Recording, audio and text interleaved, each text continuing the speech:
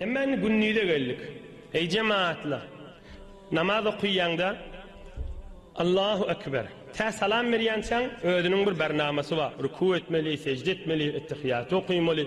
O hem namazın içinde imeller, içmeller, gülmeller, dövrün gözlemeller. Namazın sizce barnaması var değil mi? Hava aradan koy gel haca.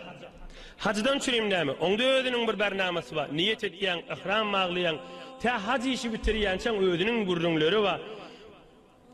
Saçın sıyırıp olmaya, nehmet olmaya, eğilme şeyip olmaya, bir tovar hacın da özünün gurrunları var değil mi? Hava arada tutman da şacırı gurrunu var. Sen selali giyipsin, niyet ettin değil mi? İnni ta gün yaşayansan makamdır. Men ağzım arada. Bir neymişim? Bir peygamberimiz aydiye.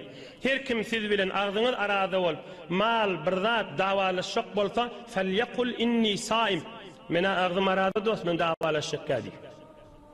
Peygamberimiz aydiyeşin. Felyekul inni saim. Men ağzım arada divayda deyiptir. Sen namaz okuyup dukan bir sen yanına öpseye işte ne mi dersin? Namazın pozit çoğabını aydarsın mı? Yok. Namazını okuyorsun, salam verirsin, oham gurrunu aydarsın da arada da şey etmeli.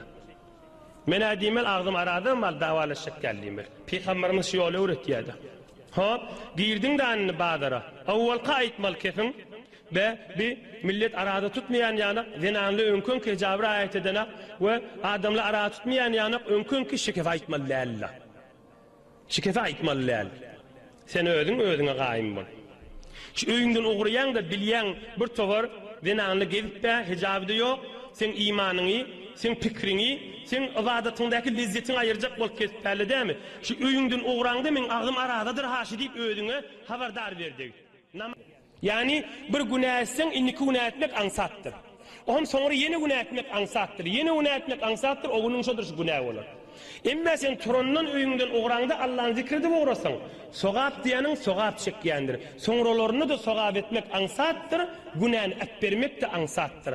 O Luqman bir açardır, kadrini bilbaydilyen gördün. Tekrar edeyim. Günah edenden sonra inniki günahlar etmek ansattır. Emme soğabı işetkisten sonralarını soğabı işetmek de ansattır, günahını etbermek de ansattır. Onun için öyünden uğranda doğrun ödep adamla nedir arada tutan men tutmadık fark ettim ay deyip onu fikrine alma. Ödüne ait men arada tuttum fark ederin men bir makam musulmanlarım deyip uğra. Ödünden çireyim ve men naydiyen ödümden çireyim. İnhe hak musulmanın bolmalı yağdayışı. Eline tesbih almak. Al eline tesbihini. Tamam evliyalı ulamalı tesbih alayamıştık eline. Riyakarçılık nedir? Halkı da ulgu olursun. Maşini işleyen ne olursun? Defterde de olsun, kasipte olsun, kargerde olsun, elinde tesbihi olsun, ya bir cüzve Kur'an-ı Kerimler olsun, okuydudur işinden boş vaktinde. İşine gittin mi dilin menen tesbih ayttıdır. Nahat bereket, nahat halktan suyum kovu ulgu, ona riya değilyen neldir, ona merde amal değilyendir. Riya değdirip şeytan size amallan koyamasın. Galat eder şeytan musulmanları amallan koyar. Ahir kıvırın şu varada, günnizlikte, akşamlıkta. Ey cemaat! İmam Azam, İmam Malik, İmam Şafii, İmam Ahmed ibn Hanbal kimşiler? 4 mezhebin baştakları da Ramazan ayı gelende derslerini ta'til edip fakat Kur'an okuyamıştıklar. Fakat Kur'an okuyamıştıklar. Ahun menen oturuşyamıştıklar da hatta İmam Azam kâdi bir bilen oturuşyamıştık.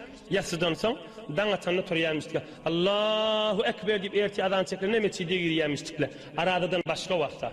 Ben mübarek Ramazan ayı gelende fakat Kur'an okuyamıştıklar da. Gece unni fakat Kur'an okuyamıştık. Gece unni fakat Kur'an okuyamıştık. Geldik ikinin devrevine. Katı susuzluk, kıyınçılık, öğrenişmensin 3-4 gün geçiyençe eline ayağına su akdasın eliye ya üstünden bir soğuk uyasın eliye aradağına verir beriyen değildir. Ağzın açılyan değildir. Soğuk su el ayağına koyunun menen ya üstünden su akdanın menen. Şayet etmesen kovdiysin ahuncarla. Emme ağzın açılyan değildir. Emme inni gün yaşıp var ya. Uyuşup ne hemen özdeştuğun Allah'ın nurunu özdeştuğun. Allah Teala'nın nuru ne o da? Ey Müslümanlar, Hak Resulullah nâme diye. Lissâim farhatâni, farhatun inde fitrih ve farhatun inde liqâi rabbih. Hadisun sahih. Müslüman adam arada tutsa iki hoşluğu vardır. Biri ağlasarda diye. Arada tutmayan adam mı keyfine ha, o uzurlu öd yerine, uzurlu meridin vurduğunu değil, onu ayın aytıp geçtik. Keyfini arada tutmayan adam mı? İyen molyandır, içen molyandır, mərəkən arasında ya öyünne hile olan şoňa ayna amma açydyk bir zat deyip şol adamın özü hewer gowulyandır şu iwiçkinden lezzet almaýanlygyny. Siz musulmanlar arada tutýaňyz hewer gowulyansyňyz agdaçarda üstüňize nur dökülýänligini. Näet agdaçarda gowçylyk bolýar, näet adamyň öýü gursagy nurdan dolu bolýar, näet bir günün mänşitlik bolýar, ol Hudaý nur dökýär. Qut-i asliye beşer nuri Hudast. Qut-i heyvani meruran nasazast. Asl insanın enerjisi Allah'ın nurudur. Adamı bir hoşluk gelýändir agdaçarlykda we selälikde. Agdaçarlykda hatta şomoga gow bilýänsiňiz.